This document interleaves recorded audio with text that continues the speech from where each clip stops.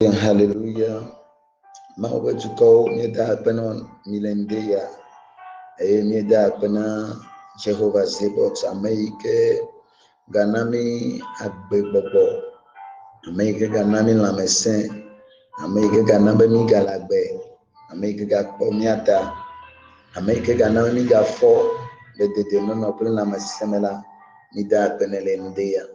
Ke wona yike ni sena woyo na bana nye katutu yi wona ya mekoya negale mawu ne yiro mawu be asinojo Yesu Kristo ben pame eni da gbana mawu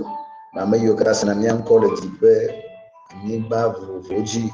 ya me yo krasa na mianko le togo ni ba ji ya me yo krasa na mianko le teposia da bala mawu ne yami ma ba sile no miati ya me yo ke yo na mi doni no se hona no mawu ne yirami ma ba sile no miati Yesu Kristo ben pame kelendia nyano viko yi plani oyona be dojia nyano via be ko semea negal afisa fika ne la to gbera be ma ba sine kanti o Yesu nkomi tamia nya pa no soraji ebe ala havi ne no soraji me jimi ba klo nya to gbera papa me da pe na le nde ya me subo me doroji wa me kana bana ni ga fora gbagbe odume wa me ke gana mi kosa yeye Amerika ganna bana midura la futo apasme Amerika ma chomi ko adela na futo apomo Amerika na bana ekubo boyo ke ba sarana mo pona le zame de kento ma no le mianchiola akpena Yesu bo mi doreji kele ndi gava onya bo onya nye keli onya nya gbe onya nya no se onya nya no sianu baba kam ye do gbara beto onya jila na ba mere ne gafo Nama mere nega chike nama mere asemde gome le Yesu Kristo ban come amen hallelujah ke lendea betanya ikeme jima ma glo ko nyebana enu la ganyo ko wucha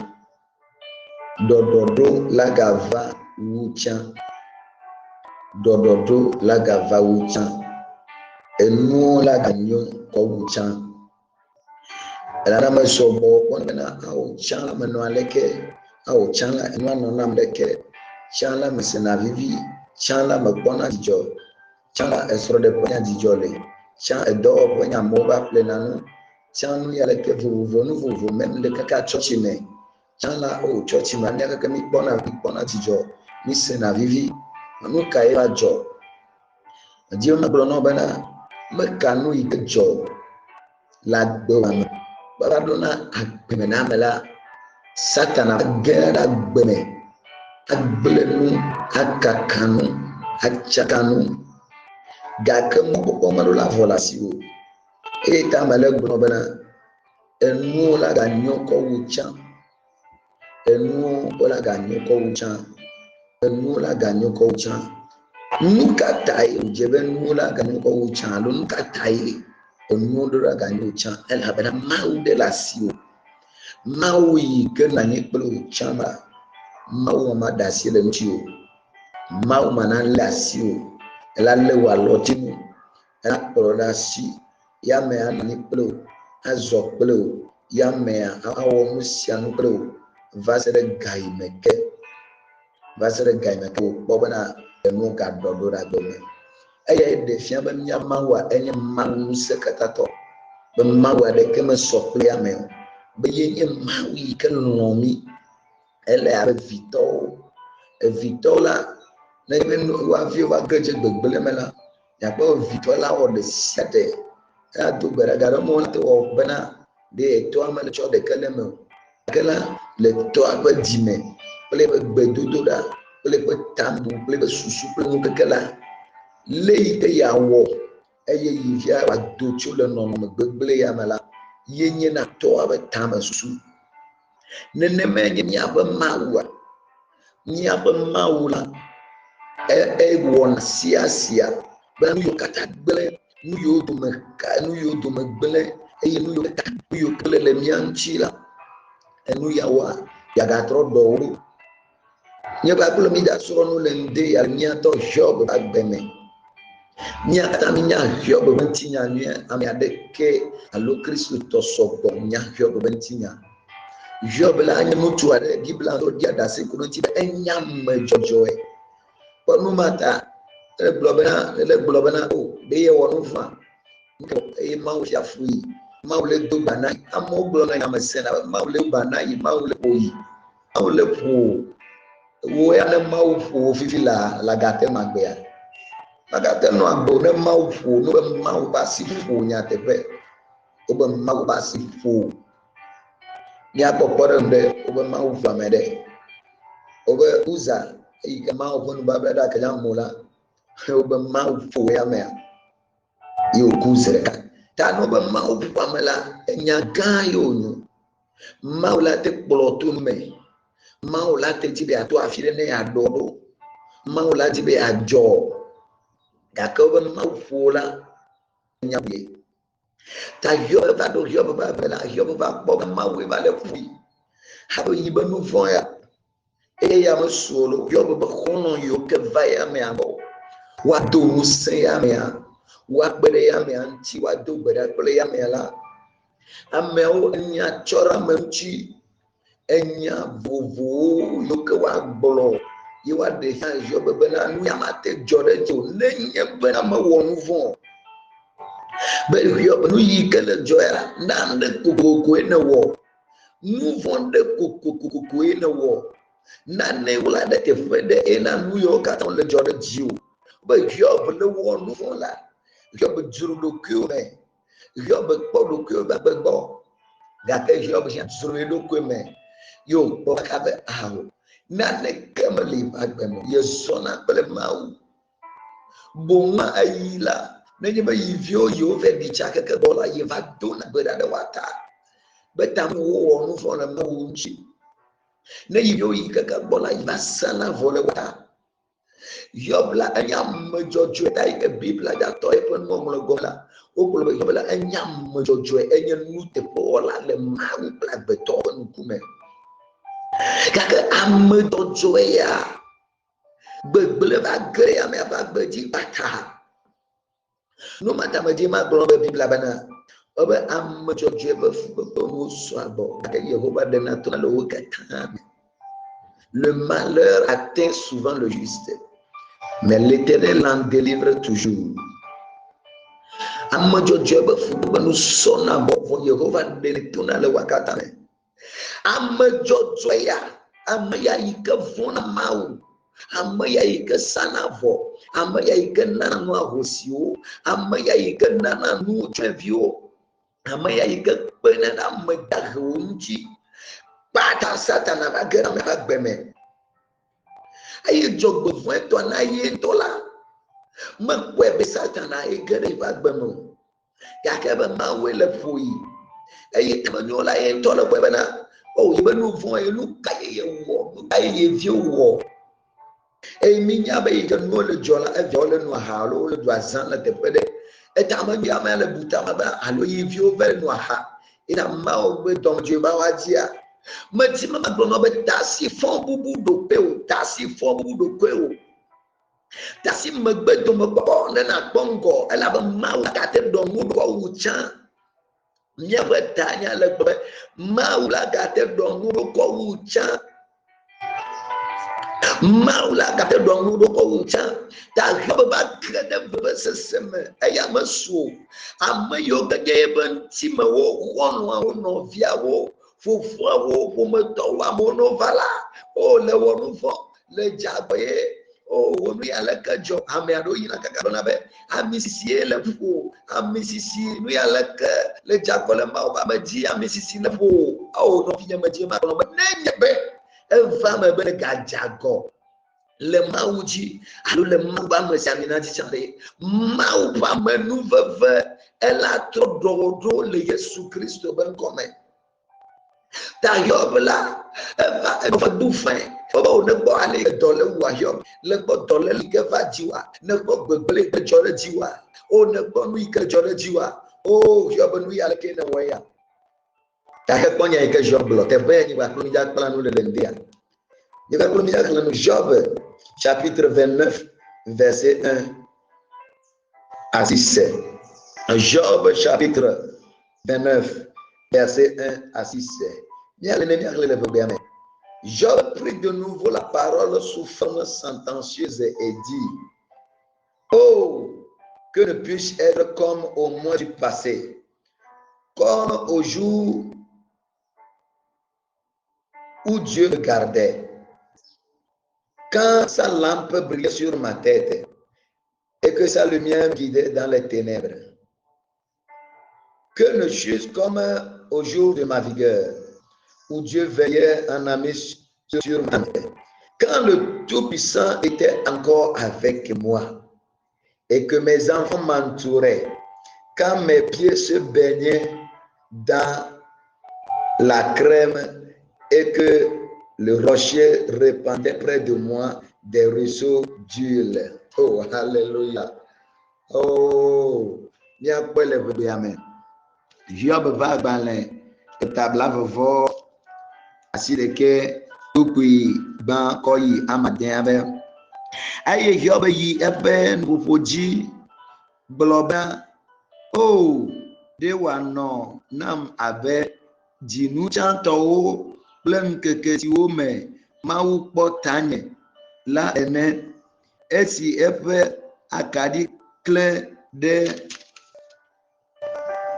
tanye me eye meno efe keke me ezo to vivitim me la esi me meno ye adam keke wo me eye mawu bo ha pli mawu bo ha plim le nye agbadɔ me esi me ŋusekatato gale gbɔnye eye vinyewo de to dem godo esi me noti kpakpe funye afɔ bliba eye ami do le agakpe mele akhandla. Alléluia. Job va donc nous que kokoji et Job bo aleika mau dona hakle ya mea aleika mau nona ya mea bo aleika mau pona ya mea ta nutu ya la anye gbedora to e mi nya gbedora to la o sentir na mau présence o sena mau pa me gbono le nusia nu me mau pa me gbono na wagbo ta yo gale don kunu yo katanji e ka no viole pom gono le pom amule gbolonya o amaya gboloya la yo ga ba ko bedio ga ba ton popo ebenare aba o ne de wa no na ba nu keke yo le ti yo ke vai e mau bona tanye haula ko kai me ka mau bona ta o me kai la te pom popo de nutu que bon no va ba bia mau tale boye no va do va bia we nam adam de susunam glonya de nam gai me ke mau le plo mau ba me bono le plo de ame yo no me buna folo no va bia na nya bede glonya de nami de susu de nami wono de nami voi ka no do me golela pakata o le to abenu fon la ne Tamayo ka va Job bocha yo va sena dam dodo nyola o vivia o va la chonya na Job ntiba Job la wonu foye nu foye na wa ye mau geme nu foye na wa ye mau le fo au Job tro yeti yo globana do gama to globana aba ay mau fa kali klena de nyetaji ay ye ba kali tona tanye me zona la viviti o me para le Job vang que yo ka va ima viviti de kama no Job ba gbemo ala ba ye wo va zebot le ple ya me esse na ma ba me gbono no ya me ma le ple ala ba dona bra ma le ple de sia ila na chitre na kama dona no el que kali to kheme ele o am gbono le ale gbebe na Job la ji to kokodo ya me ba gbeme aya hovana ya me akpona kekeli juna aga tro yeti globana kugbe ma globana ebena o de wa no na ma benu keke ya o ka nu se no nu tinye eye Yehowa Zebot ntɔ kpɔna tanye abɔxɔlɔa ne. Oh, hallelujah. Nkuba bene abe do wana na be nkeke yo ke nu se no nu tinye. Eye Yehowa kpɔna tanye abɔxɔlɔa ne kpɔna nye kple nye agbadɔta. Oh, nenya nu ka hɔ bia bebloa. Ala be ke Job le dola me gate do na gbedo gbedo do na me gale. Bojo gede ya me apa gbeme eye vevetoa. Xɔlɔa yo ke la va ava le Job ba lɔti nu be Job mia do gbeda. Abe o yile Yesu be ŋkɔ me baba. Mia do gbeda gede me na Job. Manta libro hokoto kapaya katalabaya. Anderbe kuza regedege sutalabayando malige breketolubaya wa dobra ble Job wa wonya da kone wa bede ya meanti e wa denu sala ame yo bonwa wo we ba le ko e bra Job wono go bo chan Job ntola na fo le za ye Job do gbeda ke do gbeda ba e gbona ba ngule play Mau le poita, mau le play avec le conon, mau le poi bagbatota, le boupe amené, yo blo. Alléluia. Que ne suis français, que ne suis-je comme au jour de ma vigueur, où Dieu veillait un ami sur ma tente. Alléluia. Donc, on a vu que nous sommes non tignés, nous sommes nous sommes, nous sommes tignés. Aya be ka dona bada mau jona ya me anji mau jona e ba donchi America dona bada no se mau jona ya ba donchi e yo be tola don kun ke ya ona hono au yo be cha vi mati ma glo no be me gafa yo awu ika mu da sile nu chi da de awu ika mo le bufo awu ika mo le glo be wonu fo e nya me gbo wa tamanyo la te wonu fo e ba me gbe tola le ka popolo me la te bodo la te wo dada la te wo no me de nane la te jo fa megbo eye ma wu ndo nya bana azoni ke zomie le la ba do na garo me gbojona da kele no me yo be no me ya me la menye du vo ye wo Satan e ba gere ya me ba gbeme eye ma wu no te be ya po aleke amegbedo ikenye Job ga me ko do na da yo do nu se ya po le bojo ya me de Job la ga te do re yo ga do se a aya ta me ti be ma gbolo no na awu me ga bojo o awu nyonu ma awu nutu ma yi ga vevese se yo agbeme ezamala avifa fa enye to le ngeke mala ende de enye to aye viwo ba bola le bia doko be choma ka ele idio si ela ba ne be nu ka ta oble doyi ga ka ne le be chamba ila ye ngola ne do yi be wala ye tuna ga idrona ye ona mu ika drona ye chona nu ika drona ye duna nu ika drai oh yesu nu ke ba jofifia papa nu ve mejo wa oh ma wo nouveau Maule dranke kemiodo la gbeume. Maule drada sedidi banke keodo la gbeume ye. Takono ika yobo tro yesi o bolola le coupe matome. Ebena quand le Tout-Puissant était encore avec moi et que mes enfants m'entouraient. Ebenare ebele gaime ke Yehowa nuse o katato. Mayu ebe molo. Ebe nuse o katato be gaime nuse o katato nanyi pem. Eye vinyo kata o fona khadom ou de todem. Le gobu mala yobe agloba nenye be nuse katato de o ba le plexi fiade. Nu ya ikele jolly magbejide elagate joa. Nu se katato ike bo itacha ike na manipule ene le eno anye yi vio domea yo dégager na mawenti koko o la kaya le kataka braya bo nene klema ke ye jiva ike ke gomeare me jibe la kle chatra yo be popo ka pompo kude ne ba yi duame alika fio alika mobo kuna nu kata ela be yo be gbedodo na gbela ena be nuti kokwe de tona le ya miame gake ike yo ado be semela ele globa o abedi Koano abagai ke nusa kata atau liplim. Ai evinyo kata ubuhladum. Mejima bolono benusa kata atau ele. Nu yike le jola nusa kata atau le pe.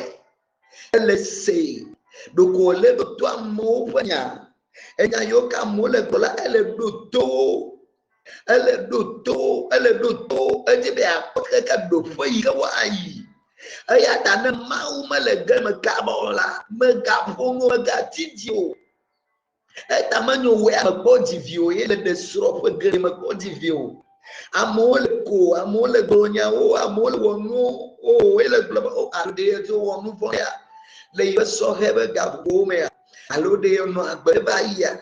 Alo ye wonu ya ela te vame. Bele wono no mede ka me tele no hihiame ela te va bele wonu wonde ba yi vo ma u ma gale ponu ma gbo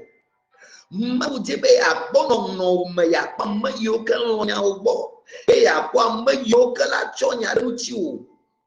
ma u do ko ma u je be ya poda e ata nui ke jo me je ma gbo no bra ta nya i ko mi le gbo ko nya ma u ga gatro do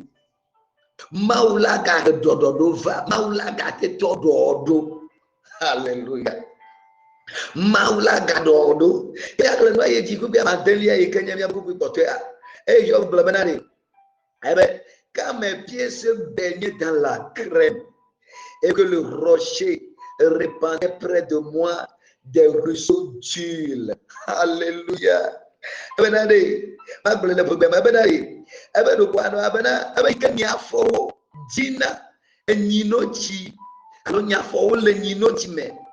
Aye agbega amoto na fakaya. Abona ola tevea. Le tevea. Agapenya Yehova. Agape iko teveka. Yoba pa iko tua agape ma la foneo. Nu iko yana ba rocher la foneo. Gaka Yehova yenye ba gape le yeba peme yena na amijina yena ba michira na tuna eba peme Yoba ba baba o agape amagaleo Yoba baba agape amagale jamio Yoba baba na ne kanto gale jole ba gno Oh Yehova fige ne jule ah kalaba yandele bezu Yoba to vifafa ayama suna jobo me dodo yi ka mauzi eye leve yoboro gaka nyancho na onu dodo yi ka mauzi de malo na kana yobo yobo ala e bolo e tok bolo me ye nyaba ne ye kuka ye nyaba ne ye vovo cha ye nyaba lenke ke potadila yi bedela la chite yi wa hona je sais que mon rédempteur vit il se lèvera le dernier alléluia ye nyaba bedela la be la chite ava lenke mamla jalo le potote ne je mwala wu na la ma la chite la ba hona ta yob ya kakaji ya lesi bo wono be tambe be turma be se ko le wone na job ba le seveve yo le don kunu ke hoji ye ya me aka le ble o de wa ga no na malea yob be na de ebe agape ebe quand mes pieds se baignaient dans la crème et que le rocher répandait près de moi des ruisseaux rocher que non na megbo ye agape que non na megbo pour la chiamia ye Yehova nya agape yi que non na megbo jinami Yehova zebot nya agape yi que non na megbo jinami Yob le donc mau be présence mau ba megbo no yi que non na ya me ago mau ba megbo no ma yi que na ne nu se pla chipapa mau ba megbo no yi que na ne jijo mau ba megbono maike nana be vovo na hladwe mau ba megbono maike bona ya meada wo trokle no to ku banka ka ba ku pela dena pora egbolonya gawo le tebeya awu egbolonya gawo le tebeya ku be ma via benare o do ku anana ba leti yo ka vai alonu ga yo ka vai ke yo ba bona tanye ela ba yo ba le kwa se be maga le poita au ma le pota ne me ma le poya me to na ku go sata na do ku jibe na ku do ku sata na jibe na ku awu de nu ikale jo sata na do ku jibe wo na ku Et nous matala ne satana dit ba yiti abele nous l'entiola amoko jazala ko do verses now. Et ma bronolo amayo que va job ba le do verses ne va le chonya denti yare.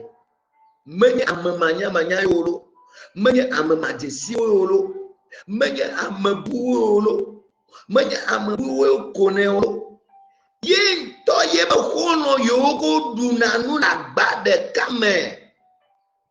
Yen to ye ba kono yoka ta dunanu uno fa job baba job ebe adenu kemya du weekend de adenu kemya du job le na ebe la do metora ka o wuna ni de ka odana wadwa po jabo job we ade o ma wi ron dola habiti kola no oh job lik job likile wo kaka ma wi play wala. Et déjà, Job n'a pas fait au monde, mieux c'est la main ou pas me bon. Voilà. Pour te permettre que ma ou et nous que le te et abenari. Verset 5 amena bon que Job le pour la main ou pas me bon non. Et tu verset 3 dit quand sa lampe brillait sur ma tête et que sa lumière me guidait dans les ténèbres. Et ben ma ou pas que quelqu'un il peut t'adi. Imaginez pas que quelqu'un mais pas t'adi. You never do mama mukela ke kalika leglo te be abunya maubanti kokwe ke kona de ya me betati you never do be na nye don na do la boka ya kaya na dibano na do obla jijola do me na ya to na do bi obla mo la tro le yo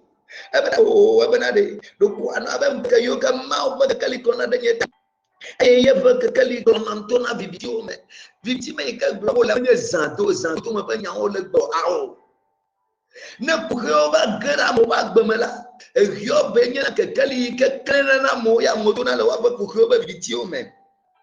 pas pour amener à benare que ne suis-je comme au jour de ma vigueur ah il te dodo avec gane que ne suis-je comme au jour de ma vigueur où Dieu veillait un ami sur ma tente. Donc, te voyez, oui, comme tu m'as dit, tu vas connaître maintenant.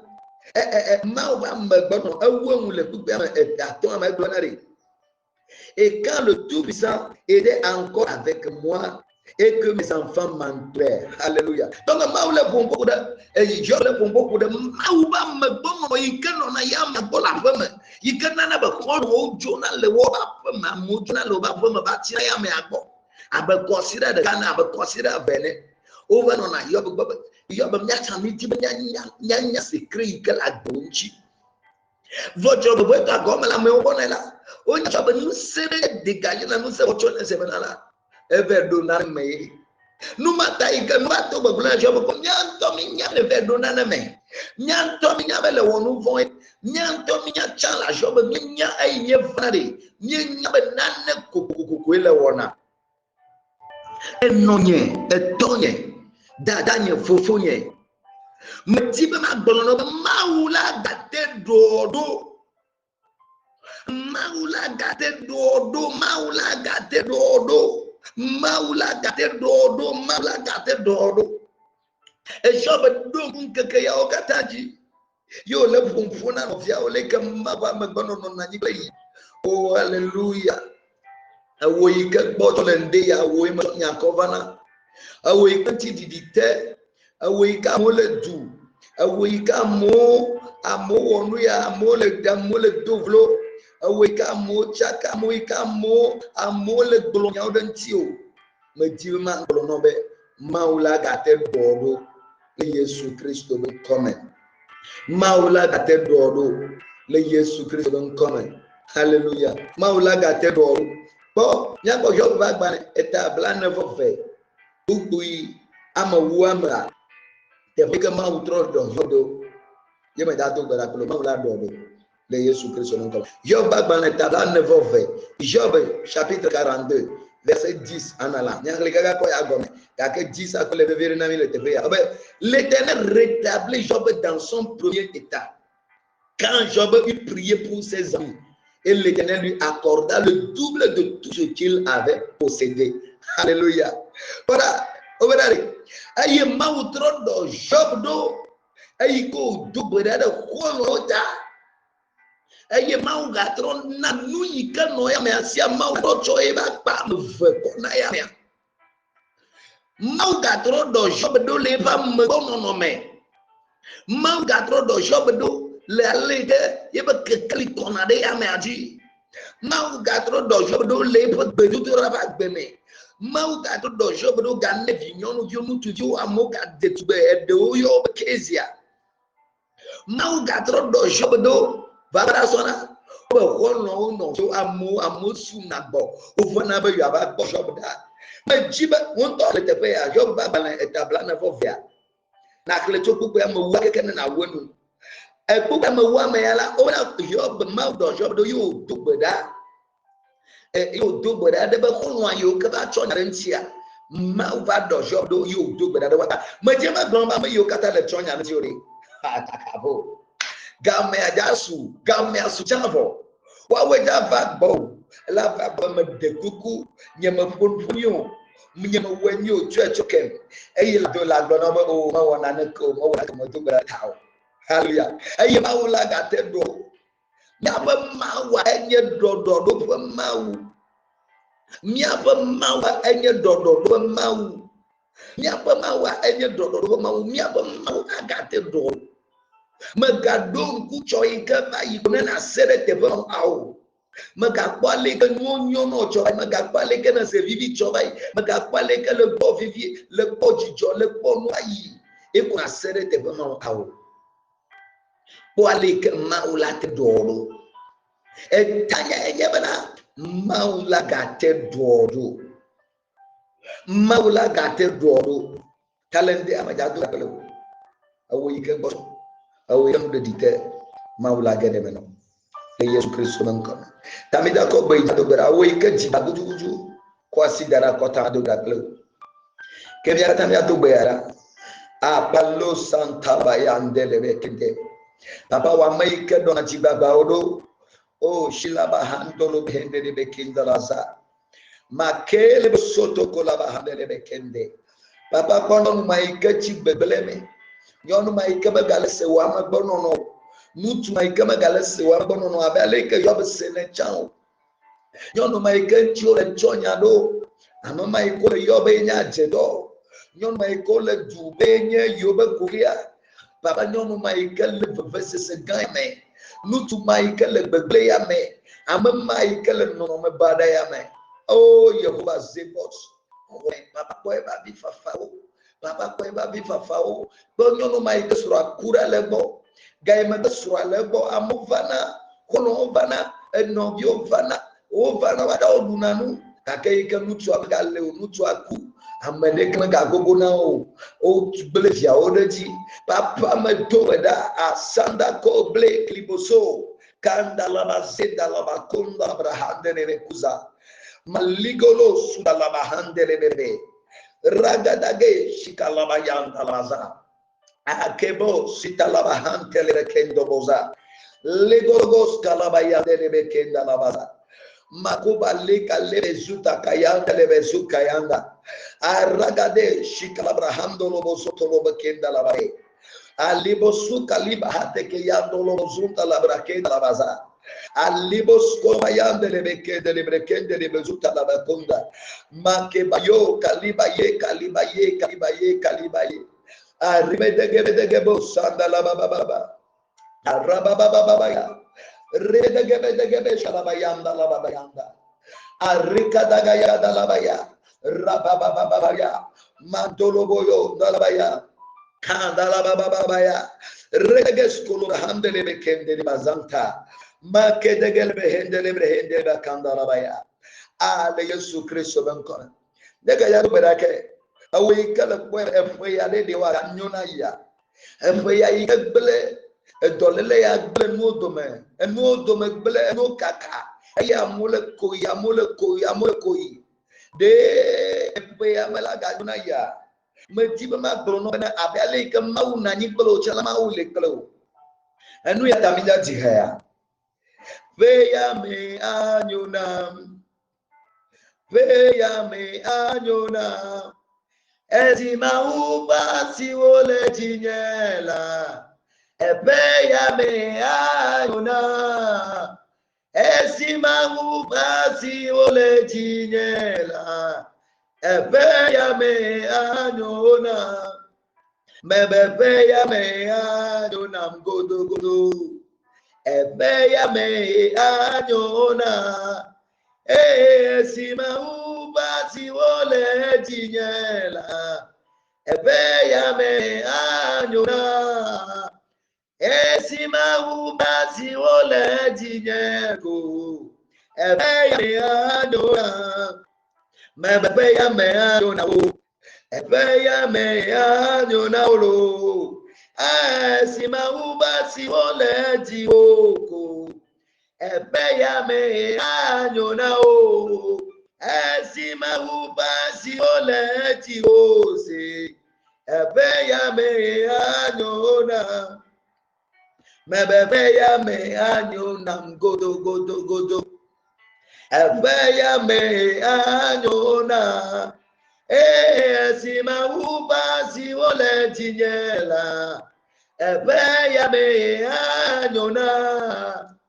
esimawu pasi wole tinyela ebe ya me anyona pasi wole tinyela ebe ya me anyona me esimawu pasi wole tinyezi ebe ya me anyona mebebe ya me anyona ogodo godo godo ebe ya me anyona olo esimawu pasi wole jiwoko ebe ya me anyona o esimawu pasi wole jinyekoi ebe ya me anyona o esimawu pasi wole jinyela ebe ya me anyona esimawu pasi wole tinyekoi ebe ya me anyona nanyama mautro do job do le bagbanle tablane vove gbugbe ame wuame polike ouble le français amela obe l'Éternel rétablit Job dans son premier état obe mautro do job do abele babange keumene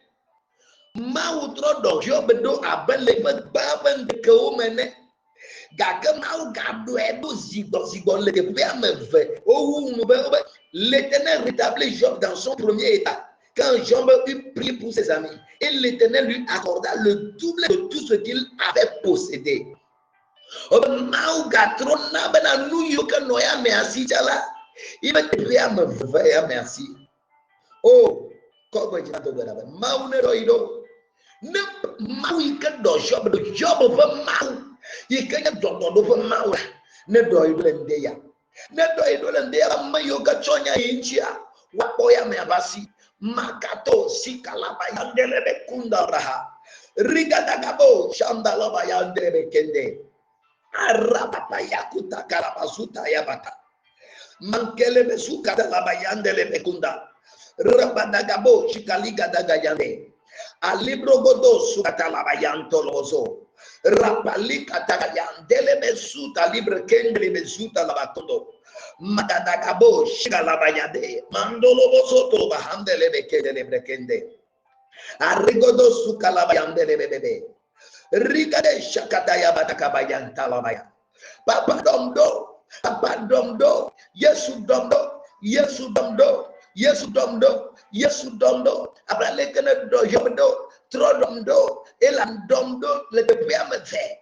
permete le yesu kristo bankome papa domdo makando sokolabaya lindele be kundabre Krobozunda la bakende rabagabos kelebe yendele bekende rabadagabo shanda la bayanda rabagabata o kalabayande le yesu non come me do better now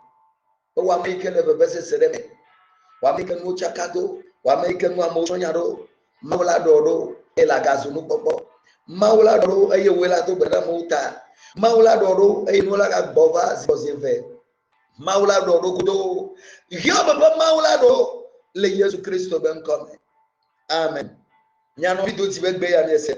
mauna yami le nyame yansi la mi yomi 90 87 78 55 90 87 78 55 miakate yo 99 69 78 48 allo miakate yo 93